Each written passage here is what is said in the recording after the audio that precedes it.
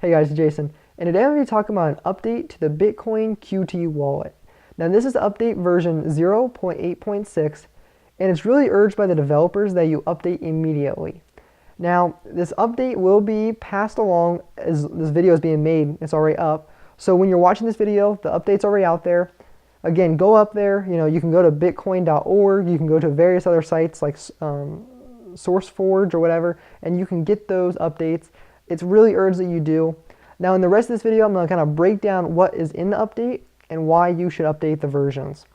So the first big thing, and it's been a pressing issue, I even did a video on it, is that the Bitcoin block size has been too small.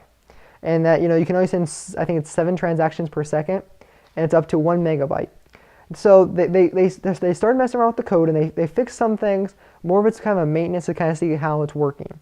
So they do update the code, and inside the code they do a thing called max block size, and they updated that to 350,000 blocks, or not 350,000 blocks, 350,000 bytes. And this will allow more of a transaction side between the blocks and allow for more faster, more efficient transactions, which I think is kind of interesting. It should help us all out.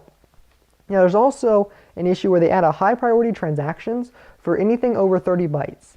So this is for, a lot of people talk about adding things to the blockchain. You would add it through a message, which is attached to a transaction.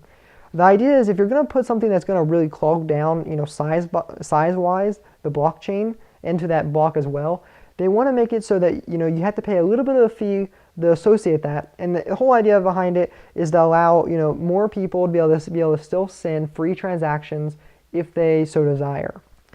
So, this is a big deal. And also they added a part where they want to start measuring to see how much hashing power is being used just to send transactions. So they added a system inside the code to allow them to be able to monitor that and kind of get statistics from that analysis. They also add a feature to pay a fee for a transaction larger than 1,000 bytes. So this kind of goes back to the whole idea of the high priority thing. Pretty much the same. Except for this, it's basically anything over 1,000 bytes, you're going to have to pay a transaction fee for. Now, this isn't one of those where you can go in the client, you can change it up. This is a, wrote into the code, if your transaction's over 1,000 bytes, you're going to pay for it by a transaction fee. It's going to be required. Now, a lot of people ask, well, is that right? Well, it's not really a choice to decide. The Bitcoin client having a lot of issues right now. There's a lot of people, during Black Friday, we saw that the transactions per second were kind of maxed out, and it kind of slowed down people being able to buy things because they couldn't get even one confirmation on those sent, funds. So do I think this is a big issue? I don't really think. I think it's just, Bitcoin's trying to improve overall, and it helps. Now you might ask yourself, what's the difference between a normal priority and a high priority? It's just kind of different of how the transactions are sent. For what I can tell, it's mostly, just about how much money and transaction fee you're putting into it. That's about it. There's not really too much difference between a normal transaction and a high priority transaction. They're all transactions. So then also for the OS or the Mac users, there's a bug fix for the OS X system, which allows, there was problems apparently with a blockchain, and there were 6 or 7 issues listed. And it was more just, as we all know, I don't think Mac gets as much attention than, the Windows system or the Linux system does. So what this does is, they allowed the developers to go through it, they fixed them. Again, there were 6 or 7 issues. Basically, the idea is it's going to fix it, make it more efficient and easier, kind of compared to the Windows system. Those Mac users out there are still going to start getting systems that are equivalent to the same speed and the same code, because one of the problems that we run into is there's so much dedication put into the Windows and Linux system.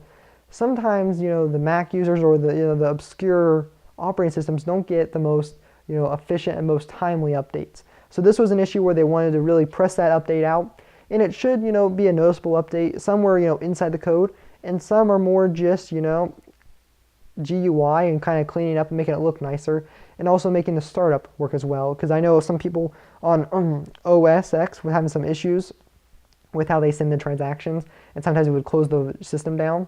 So just strange little updates it's going to try to fix. There's also with network performance, and they really tried to go through the code and clean it up, and that was a big issue. A lot of times when you're coding things, you'll leave things kind of obscure. You'll leave little notes and stuff, and the idea was to kind of just go through and clean some of that up and kind of make it faster performance-wise. And that's just one of those kind of things where you kind of clean house more or less with the code. So that's always interesting. Again, they added more logging ability for the debugging. And this is more of an issue so that, you can kind of go through when there are bugs and people, release that there are, certain bugs with certain issues. And allows you to go through and kind of debug it and look at it more intensely and see what really happened and what caused that issue to, start up in the first place. There are many fixes to the memory leaks. A lot of times, when it's trying to get the blockchain downloaded, if you have to do a fresh, blockchain download, you'll have memory leaks. Sometimes the 32-bit OS systems have more trouble with that. So this just allows it to be faster update, kind of not have as many memory leaks and try to clean up that issue of performance and reliability. And last but not least, we had some fixes on the rare GUI crash on send. So apparently, and I didn't even know about this, some users were getting ready to send funds, and they type out the amounts, the address, and they press a send button, and the GUI client on Mac and Windows would just shut down. It would just stop working. And you can see how that would be an issue to anyone trying to use, to send Bitcoins through their wallet if you can't send them. So they did get that fixed. Guys, this is a very big update. There's already people working on the what I hear to be the 0.9 update, which seems pretty cool because that means we're getting pretty close to the the Bitcoin Qt version 1, which is what we all know we want to see happen. Anyway, if you enjoyed this video, press like, comment, subscribe, just like everyone other YouTube channel tells you. And have a great day. I hope I informed you about the new client update.